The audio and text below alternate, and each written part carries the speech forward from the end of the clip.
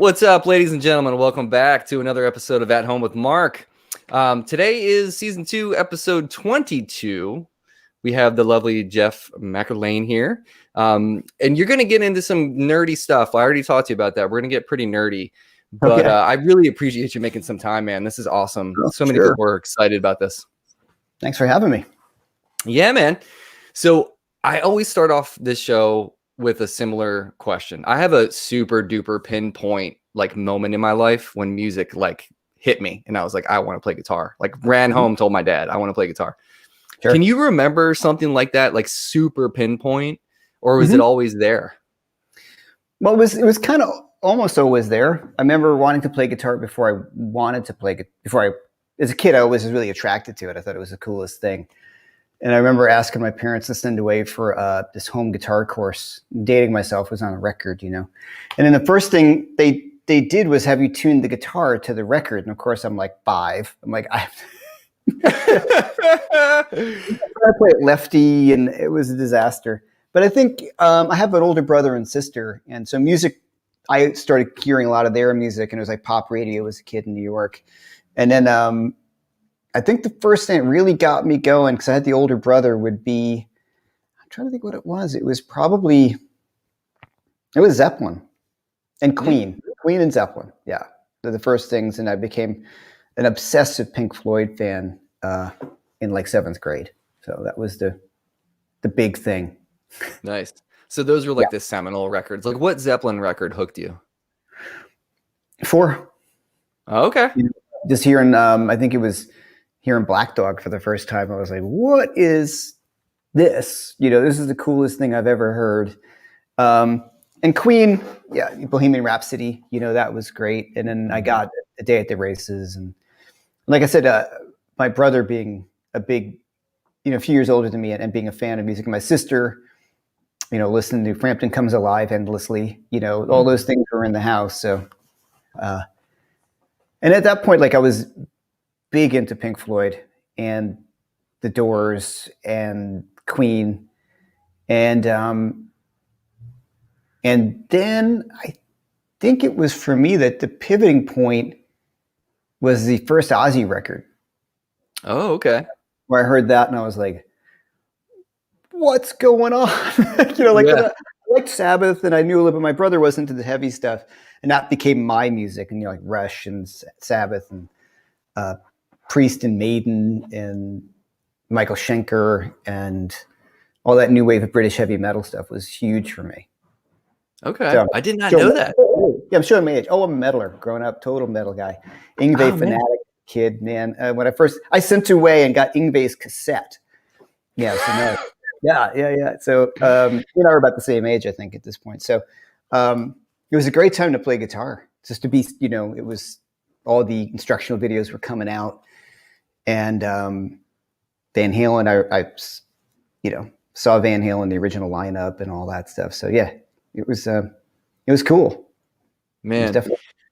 So it's funny that you say, because I grew up. I'm 41, and I grew up with an older brother and sister as well. So it's the trickle down, musicology that happens in the house. Now, my brother was more of my kind of sensei when it comes to that, because I got into the Doors and probably all that music like you did because of my older brother. Yeah. What was it about the Doors that drew you in? Because it's not necessarily crazy guitar records, and you know what I mean? If you listen to the Doors, but what drew you in? Yeah. Jim Morrison. Yeah. I mean, well, I think the first time it really kicked, there was Light My Fire, which was endlessly played on the radio. And if you know anything about New York's never been a great radio town. It really hasn't, as opposed to my friends who grew up in Cleveland or Detroit, where you heard some really great stuff. So it was almost always classic rock, even maybe before it was classic rock. The classic rock radio stations now still play the same songs they did when I was a kid. Although Guns N' Roses is classic rock now, Isn't it though? It might be. I don't know. They consider it that, but still the coolest song. That first Doors record, every song is amazing. Break On Through was the one that really got me. Still does. That song still you get the little goosebumps and how cool it is. It's such and the performance. Yeah, I got it. I was a teenager was growing my hair out, and I read Nobody Here Gets Out Alive and thinking Jim Morrison was the coolest guy in the world. Yeah. So, what did you think about the Oliver Stone movie when that came out? Did you dig it? Were you like, what I thought, and then Ray Manzarek actually talked about it. I was like, why would anyone want to hang out with this asshole? Like, right. And then Ray Manzarek, I remember reading about this, and he had said that wasn't the guy. Like, who would want to hang out with him? Like, he was a totally cool guy, tons of fun to hang out with, a great sense of humor, self-effacing, and all this. And yeah, they missed all that. I mean, I thought Val Kilmer was cool, but it apparently was not very accurate, Yeah, man, I got really into the Doors for a while. I think it's because I hit my Doors phase in high school, and I got so into like getting in deep into the catalog, like finding the stuff that wasn't like on the albums and all that. And I think for me, there was like a level, like you said, like Jim, it was like there was this level of dangerousness. Oh yeah. And it was in the music too. Like it was like not just personified by Jim on stage, but I feel like there was like a dangerous element to the music where like taking risks and like hearing John Densmore play Latin grooves over rock and roll or pop music at that time. That's mind blowing. Or, who was doing that? End, like the end, with the really great hypnotic stuff, which to me was, reminiscent of Kashmir, well, other way around, like setting up that kind of real modal and moody stuff that I love. And that's what, the Pink Floyd, it was an easy move from Floyd to the Doors. And, and it's funny, like there are songs that are very of the time when you listen to that Doors record, but like Crystal Ship is still just ridiculously good song. And then Chris Whitley did a great cover of it many years ago too, if you ever check that one out. I haven't heard that. If you're not familiar with Chris, Oh, Chris Whitley, I'm for sure am, but I didn't know that he did a cover of that. Yeah, Chris was a friend. Really? Yeah, and I'm looking around. I got my national that I got a pickup from him on. Like he gave me the pickup of the guitars. We lost contact. He and I went different routes. You know what I mean? Yeah, we weren't great. We were friends, good acquaintances. We hung out a few times. I interviewed him for Guitar Player magazine, and we hit it off, and we ended up bumping into each other a bunch of times and hanging out. But some of the things that into some of his demons are not things I wanted to be around. Yeah, if you know what I mean. Yeah, I mean, I heard him the first time I heard him was when Gavin DeGraw covered Indian Summer. Okay, and I was like, "Oh, what's this song?" And then I like went back and heard that record. And what's that one? Oh man, what's the one song? Is it like Junkyard? Oh man, you know what I'm talking about? Yeah. No, was it Junkyard Lullaby? No, that's Junkyard Lullaby was Spread Eagle. Sorry. You know what I'm talking about, though. That record. Yeah. Oh man, that record was so great. And my buddy hit me to him because he was like, "You write a lot like this cat. Do you listen to this guy?" I was like, "No." And then and it totally blew my mind listening to him. But I did not know you knew him too. Yeah, you have so many.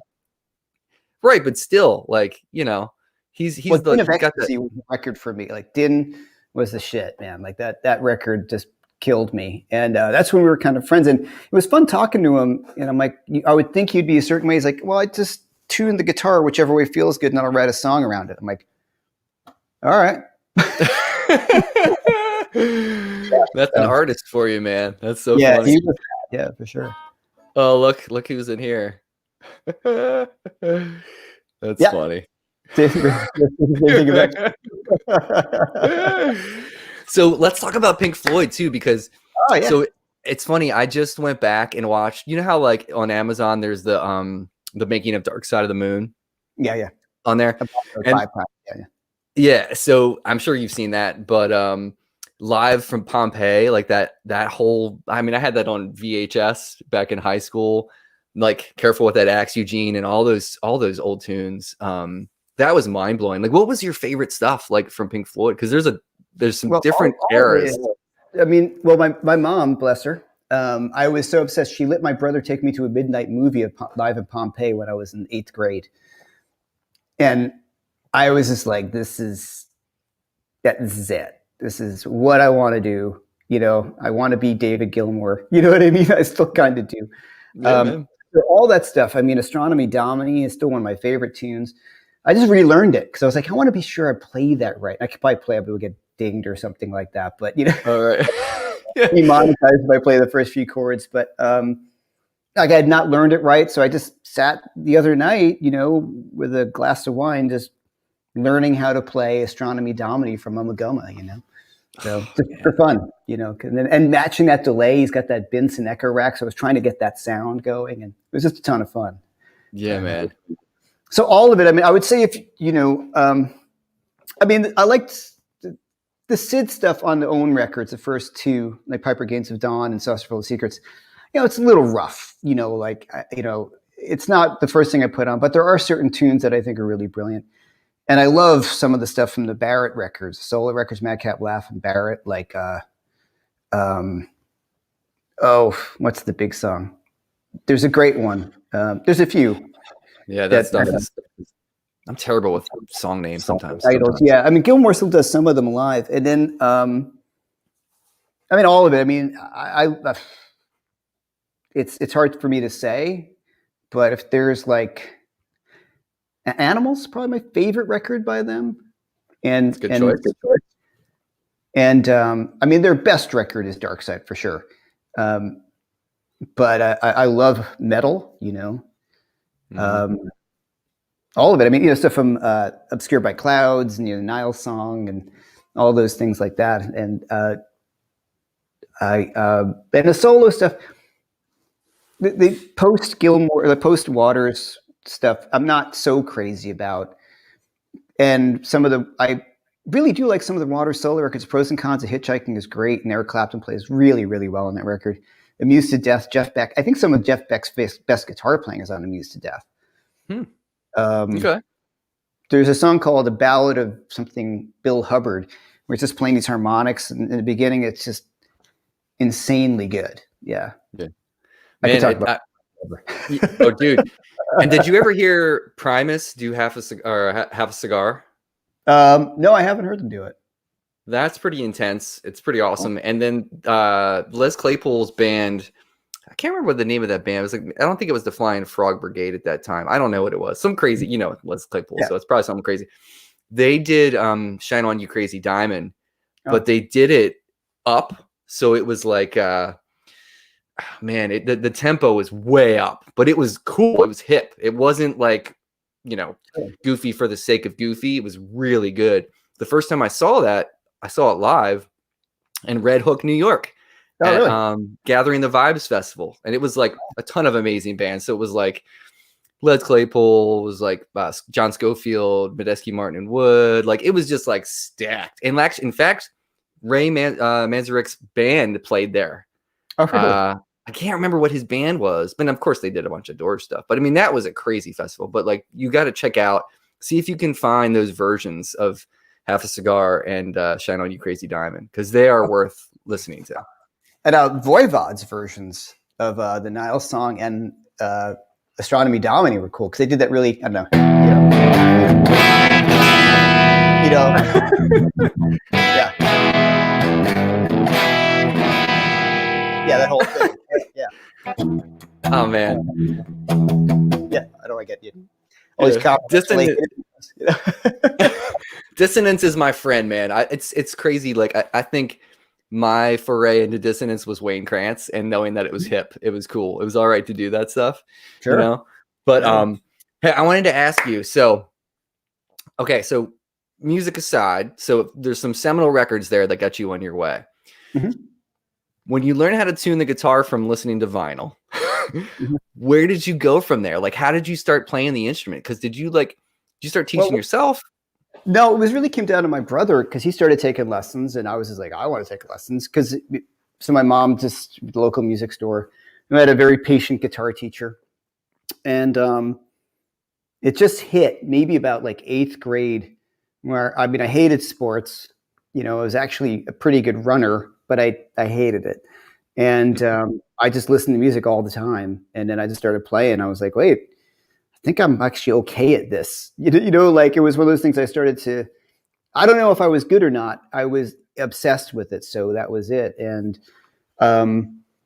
kept me out of a lot of trouble, and it was just, there was never a question. I mean, I remember staying, at my aunt's house and uncle's house in Scotland. I have family there, obviously. I just said that. And my aunt introduced me, not personally, though I did meet him later, to David Bowie, his music. And I remember she showed me, she's younger than my mom, and she showed me Ziggy Stardust. And I'm like, what is this guy? Like, and I put it on. Oh my God, that record is still one of my favorites. So that just kind of started, the whole thing. And I was just thinking, the obvious stuff, like being in a band is cool, and at that point, metal was hitting with the whole, like I said, new wave of British heavy metal. And then the LA scene a little later, that was all the rage, hair metal stuff. But there were some great guitar players, I think it went its way that it should have, but like Warren DeMartini and George Lynch and all those guys and Yngwie. Yeah, I loved all that stuff. Did you get into or was it too late for you? Like the whole grunge scene, did you miss that? Because the hair metal stuff went right into it. So what was that like for you? I was around that was around Christmas, but no, that was hip at the same time. And I saw Soundgarden at a small club in New York, and Alice in Chains at the Cat Club the first time they ever played. And so no, it was as cool as it seemed to be. It was great. I loved it. The Wood the Wood record, right? Is that Alice in Chains? That record, the second record. Yeah, Dirt. Thank you, with Wood on it and Them Bones and stuff. Yeah, and Soundgarden, Jesus Christ Pose and all that. I never loved Nirvana as much. There's just I understood it, and Teen Spirit was awesome, but it never really, really got me. It was some of the other bands. Pearl Jam's first record is just what a great record that is. Mm-hmm. I mean, the other ones, they're a great band. I kind of, I don't say not lost interest. I started getting into other things as about the third record came out, and started pursuing jazz more and studying with Mike Stern and Wayne Krantz and all these things. So, but it was just this, right. Things started moving away. But no, the grunge shit, it's great. So where did the blues stuff, how did that creep in there? So that was just like a byproduct of listening to these guys shredding this hair metal stuff and finding out where are these licks coming from, and then you're like, oh, that's where they're coming from. Well, I mean, the hair metal was not.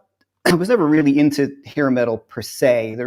I liked, I was in a hair band because everybody was, but then I quit that and joined a thrash band that did kind of well in the tri-state area, and we opened up for King Diamond and Megadeth and Overkill, and did we play with Testament? And which is weird because I know Alex now. So we opened for them, and that was more fun because it felt more. I never got into the pomp and circumstance, of the hair stuff, but I just dug the virtuosity. But for me, the guys, if you think about, Page and Gilmore. Zeppelin's my all-time favorite band. And it's all the blues, and Michael Schenker is one of my favorite guitar players, and there's a heavy blues thing going on there. And what I love about Schenker is it's coming from not Zeppelin. It's not coming from Howlin' Wolf and things. It's his approach to it is from Jeff Beck and Jimmy Page, and he kind of took it from there. And so those guys, and it's all kind of bluesy based. And as I got a little older and kind of just started living in New York, and I started playing National a lot. I keep on pointing because it's right over here, but I have my head thing on it. I can't grab it without it unplugging. So I got into that, and I was spent some time hanging out with Chris, and just things just started to kind of move. It was through him, and just really getting into old blues stuff, like Delta stuff, Charlie Patton and Bucka White and all that. I really enjoyed it. And then that just kind of spread into rediscovering Cream and Bluesbreaker era Clapton, which is just probably one of the greatest influences in my guitar playing is early era Clapton. And then that all just kind of kept on moving, then you started Peter Green. I'm such a huge Peter Green fan. And then interestingly enough, which just seems kind of funny, is during all that, there's the fusion stuff still going on, and the people at the jazz stuff. I was, I kind of, I know and friendly with Scott Henderson and in that whole scene as well. And then TrueFire came along, and I put out a 50 blues licks course, and it exploded in the instructional world. And I was like, well, this aligns pretty well with where my head's at, because I've always loved Robben's playing, and I just wanted to also play music that I could age gracefully playing. You know what I'm saying? I think I was fortunate to have my ears were going that way. They always were, but I also was a situation, when you watch like 80s guys now, and you're like, oh, playing, it's, and I think I just read a quote from Bonnie Raitt. She's talking about roots music and blues, and she's like, yeah, I could grow old playing it and nobody cares. And that's brilliant. I've never heard that. Just part of it was conscious. Like I didn't have the hair I used to have, and I'm like, and then you start seeing some of the older guys and you love them, but if you take yourself out of the reality and you're at NAMM and you see the LA Strip guys at 55 or 60, and you're like, whoa, dude, and I don't mean like, I know it sounds pretty judgmental. I knew that's not where I wanted to go. And I looked at Schofield, John Schofield, or Robben, and these people whose careers just keep on, Bonnie Raitt, and they can age with the career. Clapton morphed, so that was partly conscious. That's probably one of the most brilliant things I've heard, in terms of like forward focus on your career and what you should be doing. Yeah. It was also because my ears and my life, my music was going that way anyway. So it was actually a very happy dovetail with it. It wasn't like I'm just going to start playing blues because I'm getting older and my rock career didn't, skyrocket. I mean, I toured a lot in the 80s, the 90s with metal bands in Europe. We did really well for a while, had an independent record deal, so I did that kind of stuff. But the guys I always looked to that I was listening to were the guys who potentially had a lot more longevity. So. I mean, I feel like there's so much to that too. There's deeper layers to that onion, in my opinion, because there's so much you can do with the blues, and that's something that you do really well that I've seen is kind of melding. It's like the fusion thing, but it's being interesting with blues. That's the thing. So like what you were talking about with your stream today with like vibrato, for instance. That's a fingerprint, right? Yeah, sure. Everybody has a different kind of vibrato. If you hear Freddie King, it's Freddie King immediately. You hear BB, it's BB, kind of thing. But like, how do you incorporate like the blues stuff that you're doing and like your background in fusion without going over people's heads?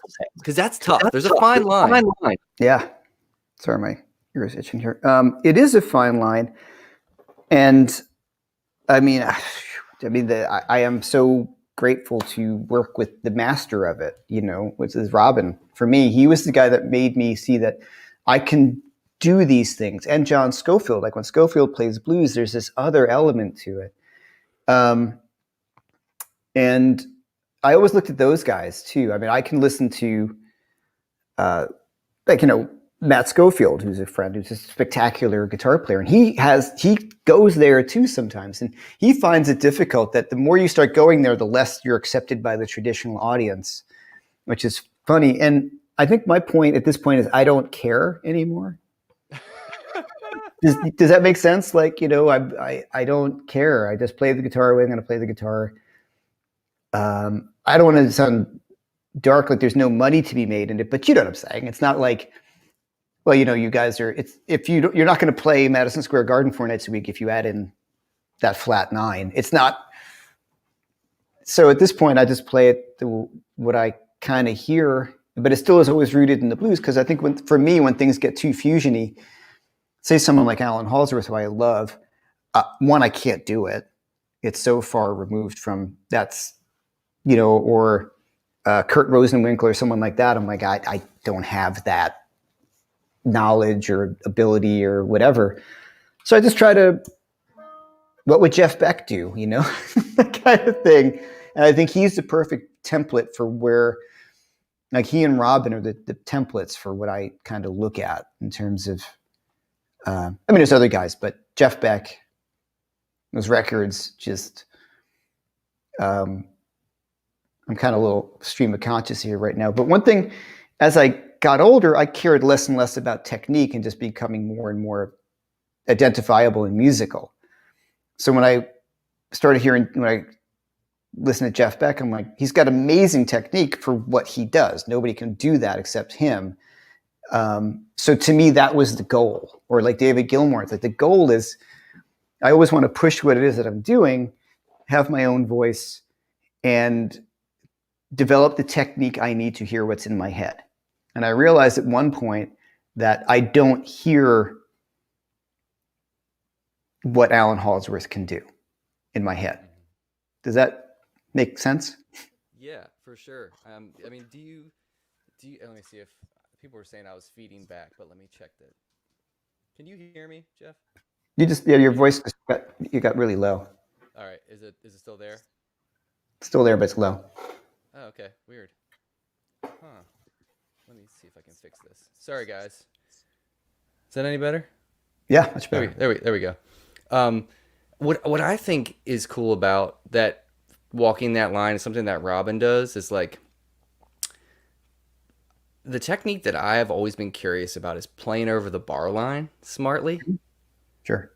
Can you talk a little bit about that? Like how you do that, like in terms of like run-on sentences when you're improvising, but in a smart way. I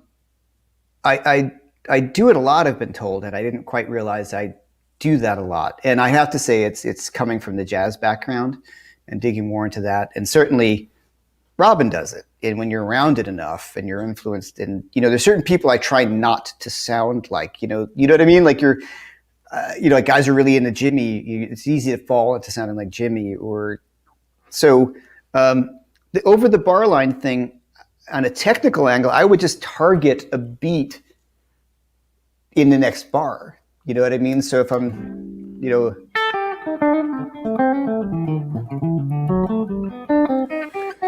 what I mean? Or, I'm shooting for that D7 chord. If I'm going from 1 to 4, like, so I'm thinking like, shit, sorry. We get a little overdrive, makes it easier. Always makes the life easier.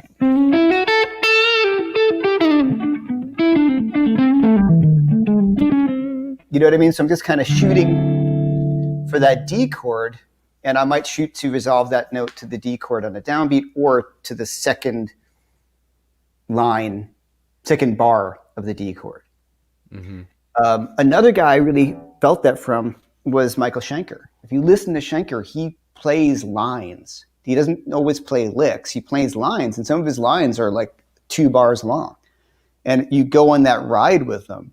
So for me, that was I always loved that about his playing.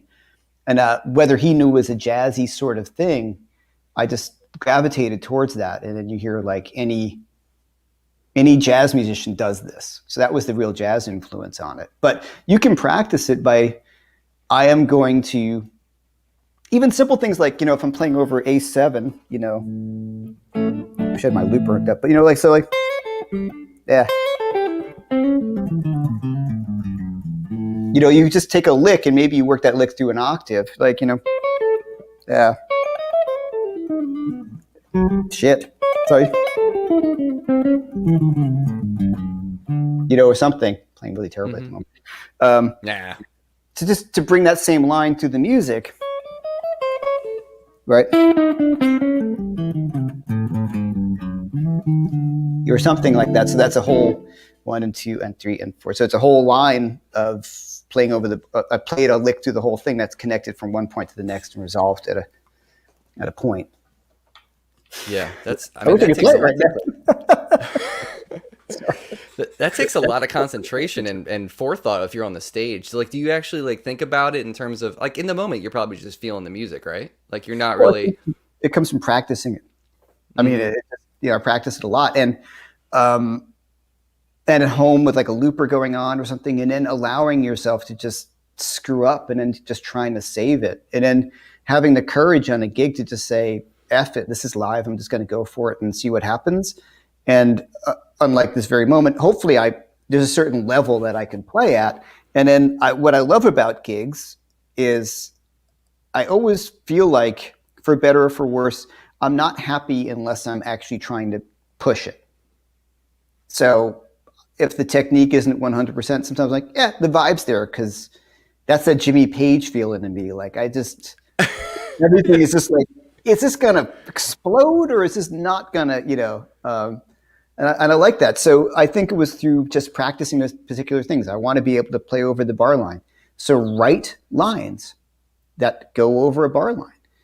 And then I don't end up playing those exact lines necessarily anymore, but I just get the feeling under my fingers that allow me to, I've done it so much that I hear it now. Right. So it's muscle memory. It's muscle memory, but it's also like mental memory. Like it's just hearing longer phrases and being confident with them that you can start to hear lines. And this came from very composing lines, not for the goal to pull out a lick to play, here's something I've practiced and I'm going to play it for you at this very moment, but just the idea of working out a sound. And eventually some of those will be verbatim, some of them won't, but I'll have worked through the idea. Right. So, yeah. That's great. Do you find, like, does Robben support that and want people to take risks in his band? Like when you're on the bandstand with him and it's your turn to blow, is he supportive of like, take risks, man? Like, oh my God. Like, well, there's a few fun stories, because, I was terrified to be playing with him. And he's a great friend. He's one of my really close friends, and he's just one of the greatest, most generous guys to me. Like, he and I are, I just love the guy as a person, because he's done a lot for me, but he's been very generous. And the first gig or two, I was a little, reticent, because he looked at me to solo. I'm like, for how long? Like, I don't want to, this is your gig. I don't want to overplay or underplay. And am I playing okay? Am I, and then we had played some workshops and stuff together, and he just said to me, he's like, what are you doing? I'm like, what do you mean? What? But he's like, why aren't you playing? And I'm like, well, I'm not sure what you want me to do. He's like, okay, you're not here because you're my friend. You're here because I want you to do your thing. And if it's too much, I'll let you know. But just, it's your show. At that point in time, it's your thing. You do your thing.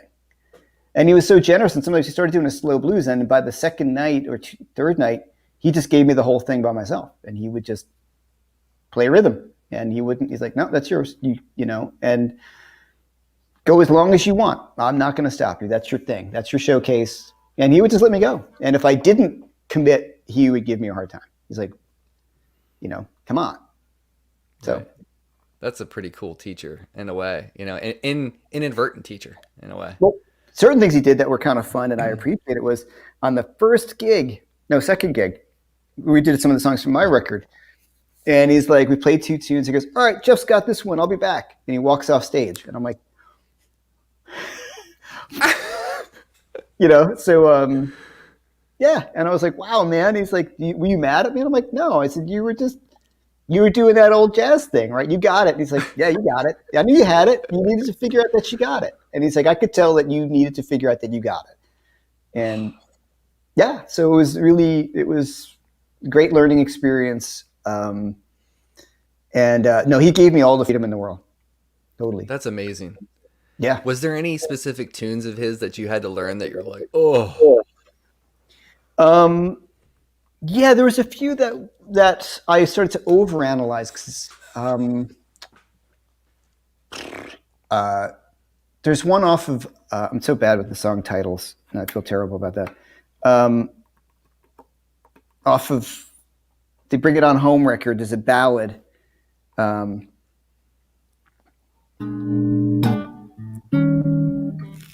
It's like a blues thing, then it's kind of got like a bit gospel-y changes. I'm trying to remember the name of it. And he would just take a solo on it. And I'm like, after he would, and I'm like, oh. you know, and what he said, which is really cool, because I was just trying to, in my own head, trying to make all these changes and try to be hip, and he's like, just play blues on it, and I was like, oh, you're right. That was better, yeah. And there was one or two tunes that were a real challenge. Actually, one of the biggest challenges was a song that he wrote for my record called 1968, and the bridge is just nothing is related chord wise.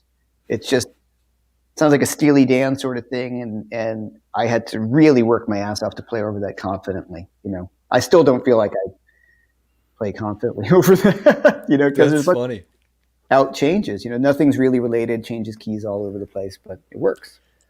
That's always been the biggest speed bump for me as a guitarist, is getting into a headspace where playing over changes is not scary. Mm-hmm. And it's funny because I went to Berkeley and went through the gauntlet there, and I actually played North Carolina as one of my Robben's tune North Carolina as one of my proficiencies one semester, but that the simplicity of thinking in terms of the triad first has helped me tremendously. Just boil it down to a triad, man. You know what I mean? One of my friends told me that, and I was like, oh, so if I'm playing Teen Town, I can just work those changes around a triad, all those different. He's like, yeah, just do that, and then you've got passing tones. I'm like, oh, okay. Well, I went to, here comes my dog again. I went to Berkeley as well, and though I had a great time, in retrospect, some of the way they teach stuff from an analytical point of view, things very, very arranging based, scale tones, avoid notes and all this stuff. Just play the notes of the chord. That was it, right. Just play the triad, and if you cover the triad, you're really on top of it. Like an overcomplicated approach, and it makes sense from an arranging thing. And I'm just in my own college. I learned a lot, but I had to unlearn a lot from there. Mm-hmm. No, I felt the same way. I mean, I learned a ton from there. And I think afterwards, kind of going back and thinking about what you learned, and stop analyzing it so hard and just play the damn song. Do you know what I mean? It's simplistic to say that, and it sounds almost trite and a little bit cocky to say that, but it's true. Don't get in the way of yourself. You're the problem. Stop over analyzing it. Don't worry about all the tensions. Yeah. It's really easy to do. Yeah. Mm-hmm. So, I told you earlier, my buddy was going to come to the show at the bitter end, and he is wondering how it went. Oh, it went well. Thanks. I felt a little rusty, of course, but it was fun to play. We're going to be playing there. We just talked to the owner, and sometime in June, first week of June, maybe. Not confirmed the date yet. Just got to okay with the band and everything. But yeah, it was a ton of fun to actually start playing again. It was one set. So usually by the end of the first set, you're like, okay, I'm ready to play now. You're warmed up. But it was a great band. Who's in the band now, Jeff? This incarnation was a drummer named Rodney Howard, I played with Gavin DeGraw a lot, and his main gig for many years is Avril Lavigne, and just spectacular drummer. A keyboard player I've played on and off with for many years. His name is Walter Fischbacher, who's originally from Austria, but total badass. And a bass player named Chris Morrissey, who plays a lot of gigs in New York.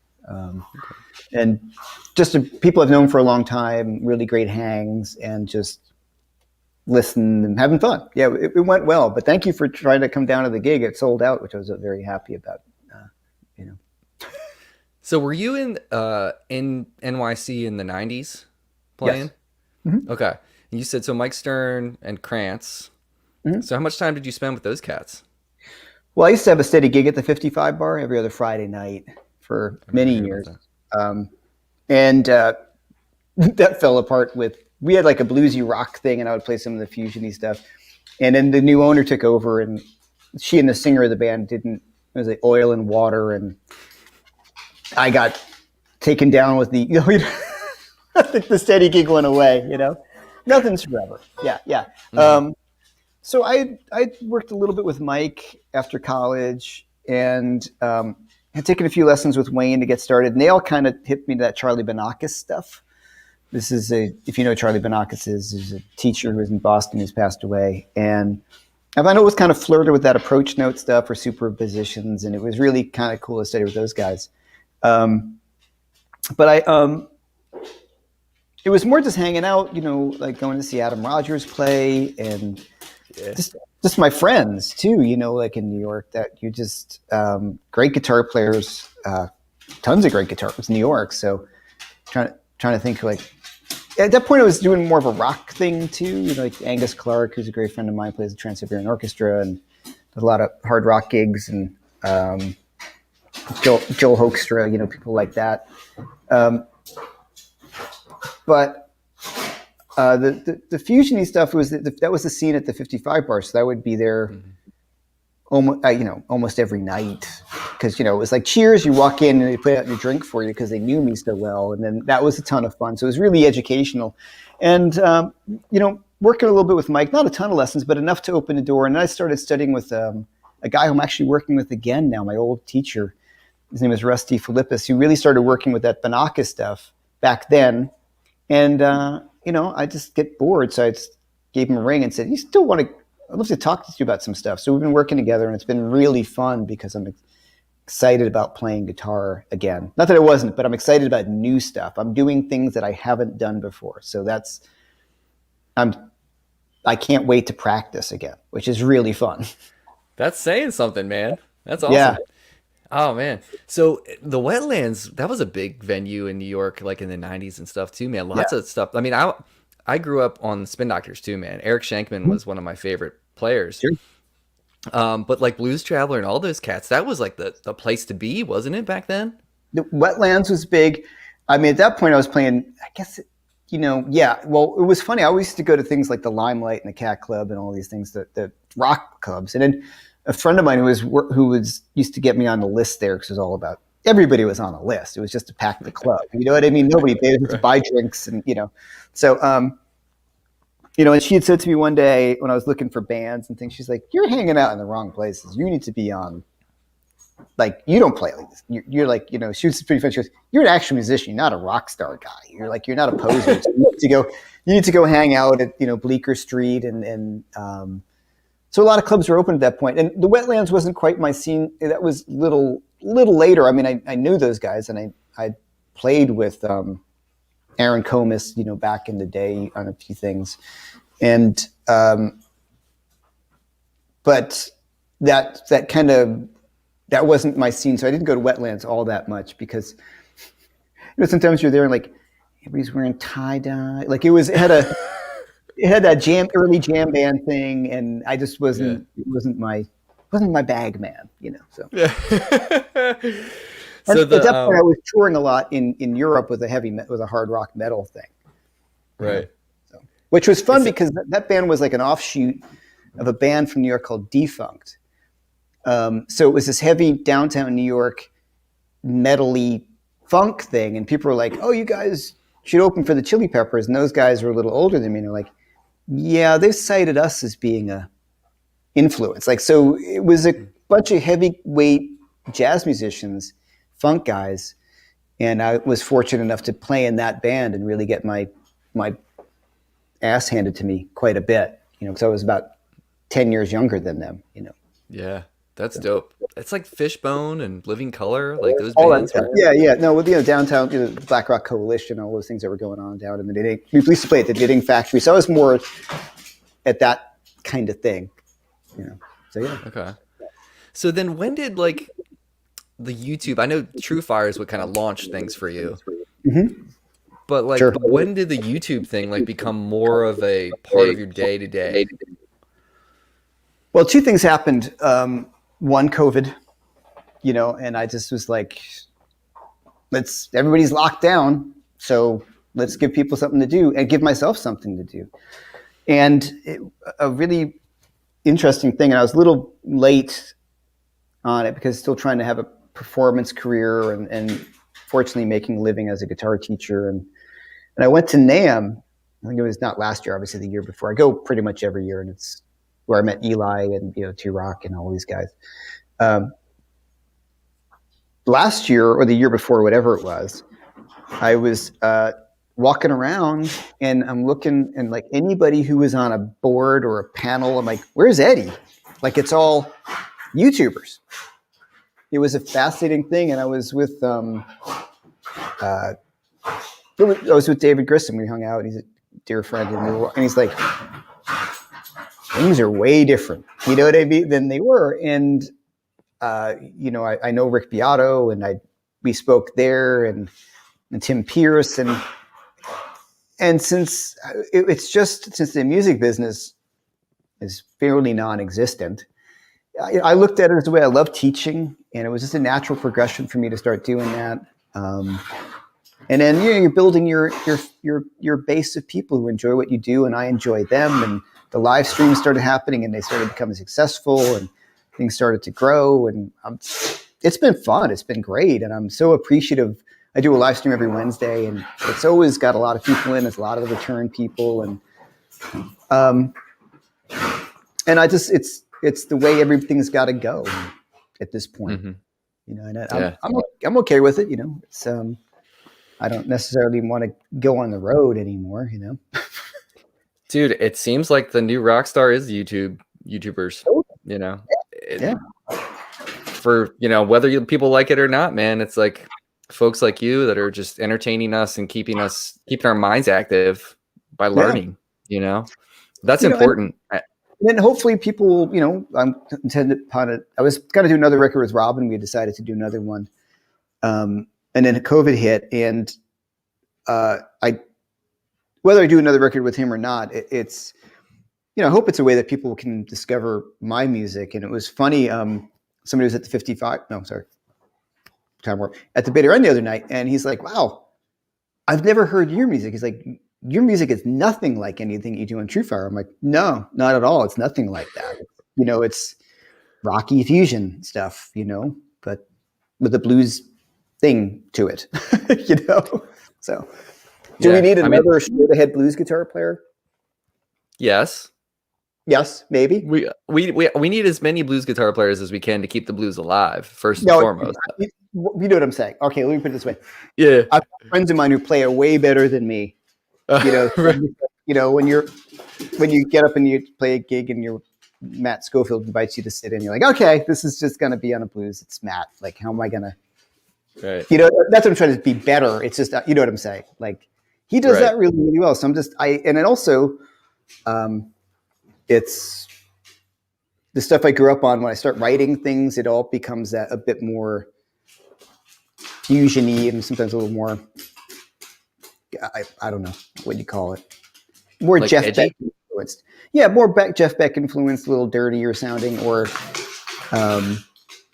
I think some of my music is sort of cinematic, actually, for lack of a better. Some of the ballads, people have, you know, talked about movie placement on one of them and things like that. So, yeah, I don't know. I can see that from what I've heard of your stuff. I can see that for sure. That makes sense. How much, this is the last thing I'm going to ask you before I get into doing our lightning round get down, but how much does gear inspire you in terms of, like, if you get a new pedal or if you get a new amp, and as a writer, you know, even like a songwriter, and how much does that stuff light your fire? A lot, you know, it can be nuts. You could obsess about it entirely too much, you know, where you're like, I need to get this latest pedal because it'll solve all my problems. And of course it never does. I think the thing that actually most inspires me is a guitar, an actual guitar, you know, the way it feels in your hands. Sounds kind of corny. I think certain guitars have certain songs in them. You know, they make you write a certain way just because of the way they sound. Or if it's like, you know, my old Strat, it's not as easy to play as my Tuttle. You know, it's just so I play differently on it. That brings it out. And then, you know, amps for sure. I know you have Two Rocks, but when I started working with Two Rock, it was like, oh,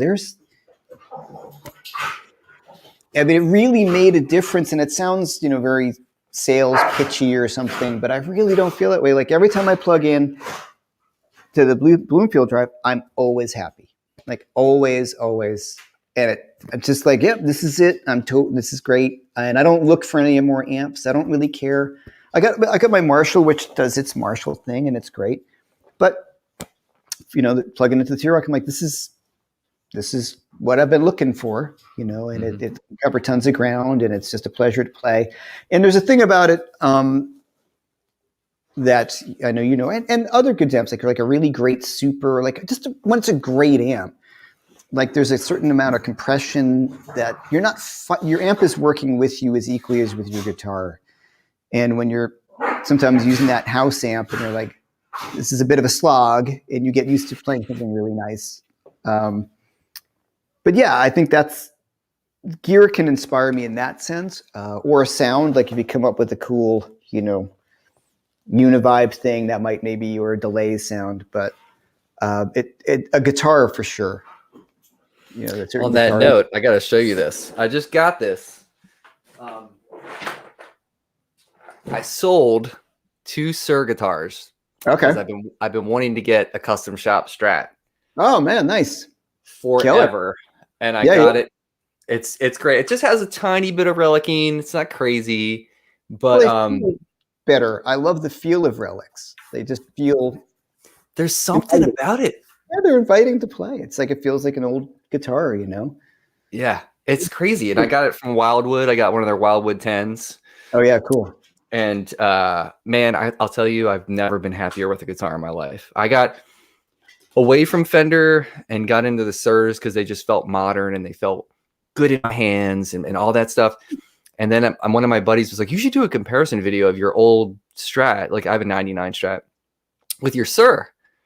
And I did it. And I was like, holy crap, this Strat just crushed the Suhr. Like it just nothing sounds like a Strat, but a Strat. You know what I mean? And then I was like, you know what? All right. I still have one other. I have a Suhr Telly that's amazing that I keep in C standard tuning because I play a lot of slide. Okay. And I was like, I'll keep that. I'll sell these other 2 Suhrs, and I'll get this. And I've never been happier with a guitar in my life. It's just, and it, I do. I've got some, the go-tos. I've been really digging this. I've been working with PRS, and they're like, why don't you play a PRS? And I'm like, because they're lawyer guitars. I had said that to them, and they're like, we hear that a lot. And I said, well, look, in New York, and the kind of music that I play, they're great instruments. I just couldn't go on a gig if I'm playing a blues gig and show up with the PRS and not be, given a hard time. And then that's changed a lot, which is cool because, it's this one is a 594. It's just great. And what I love about that, I have a great Les Paul, there's the practical things of New York, like the headstock angle. I can throw it in a good gig bag and go in a Subway, and it plays in tune. It plays great. It sounds really vintage, and I'm really enjoying playing it. So this guitar has actually been really inspiring to me. The Grissom model is great, but they were pretty funny. They're like, yeah, we hear that a lot, and I just started going, but this was also this idea of preconceived notions of like, I'm like, the hell with all that stuff. I'm really enjoying this guitar, and it's a great instrument. And you know what I'm saying? Like, I just kind of, with even like the internet and YouTube, like I am who I am at this point. And if I'm going to play a traditional blues gig, yeah, I might end up bringing the Strat because it's more maybe, but on my gig the other night, I played this and it was just such a pleasure to play, Mm-hmm. So those pickups are killing too. Those, what are those? The 58 15s?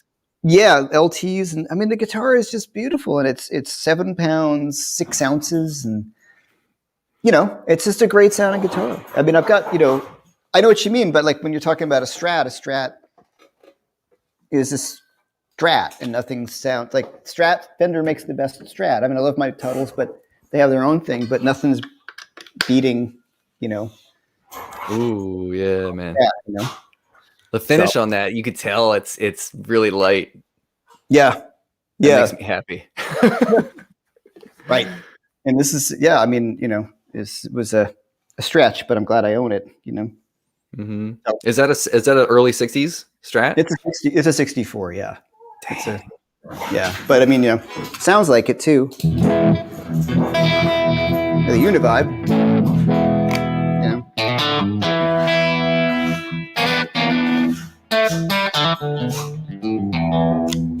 Yeah. So, there's that kind of thing that it gets, Yeah.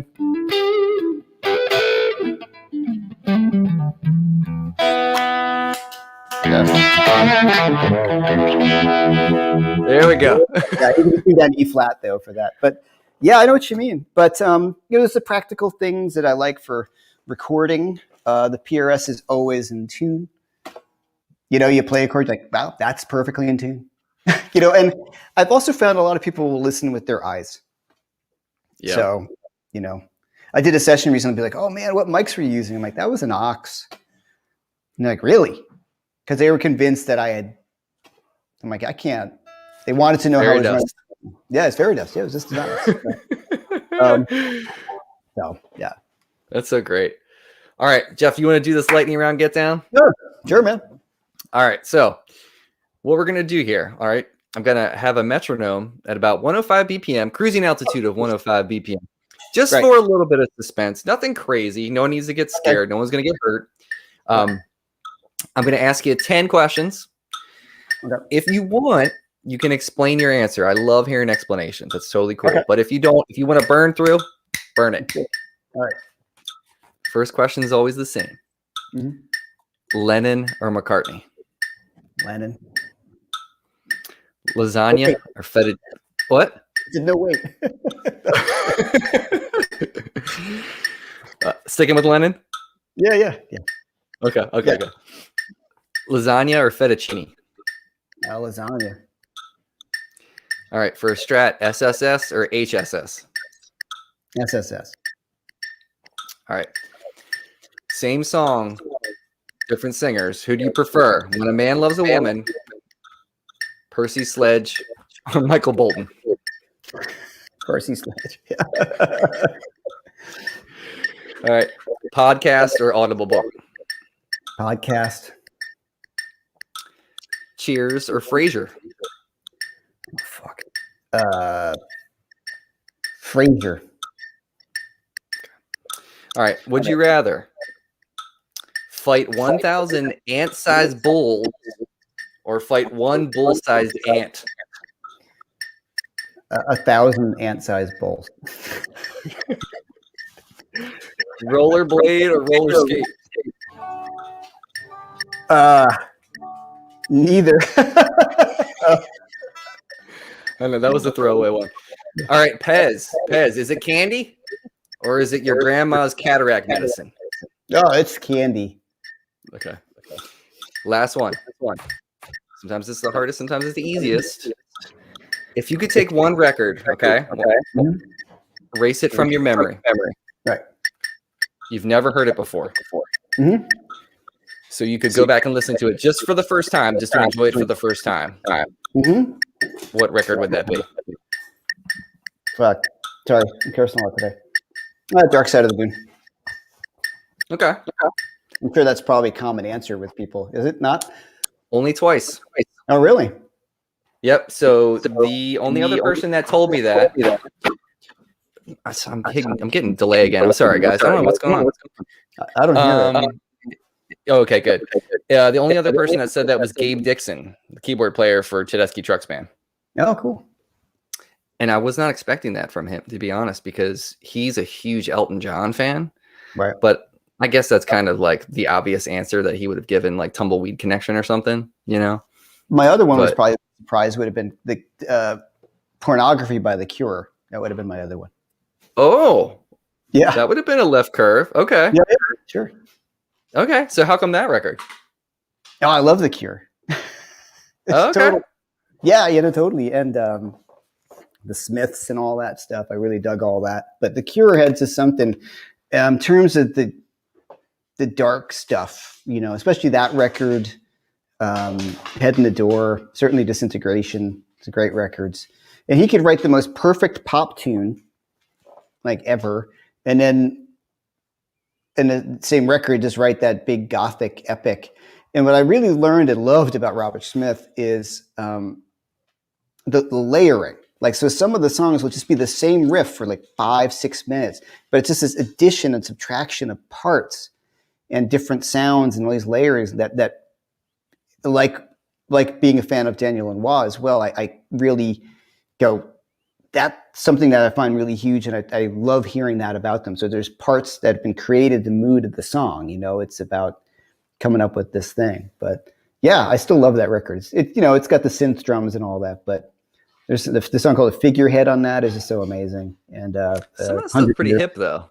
Yeah. Some of the drum machine stuff is pretty hip, like enough to the point where they're bringing it back now. Well, that's what I'm saying. It's kind of funny. People are like, oh, have you heard this? Or like, I don't know, Hounds of Love by Kate Bush. What a great record that is. And, so yeah. Cool, man. Well, we got some love in the chat here. So people giving you love for doing what you're doing, man. Continue doing it. Thanks, man. And, yeah, man. All right. Well, you guys, if you have any other questions for Jeff, send them in right now. Otherwise, we're gonna kick it off and get out of this thing and let him get back to his evening.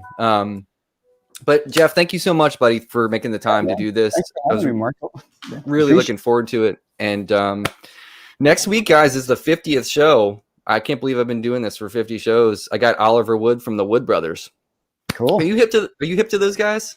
Not really. I know the name, but I've not heard. Oh man, you've got to check out the Wood Brothers. It's it's Chris Wood from Medeski Martin and Wood, and his brother Oliver Wood, who's the singer. And then John O'Ricks. Are you hip to that dude? No. Oh, so John O plays drums, but he plays keys and drums at the same time. And and I know there's some cats that do that, but like the way he does it is a whole nother level. Right. So definitely you should check out the Wood Brothers, and everybody should. And come on back next week and see Oliver because he's a killing singer and songwriter. But Jeff, thank you so much again. Oh, thanks, man. Thanks for having me. I appreciate it. Man. Thanks. You guys take care of each other. Take care of yourself. We'll see you next time.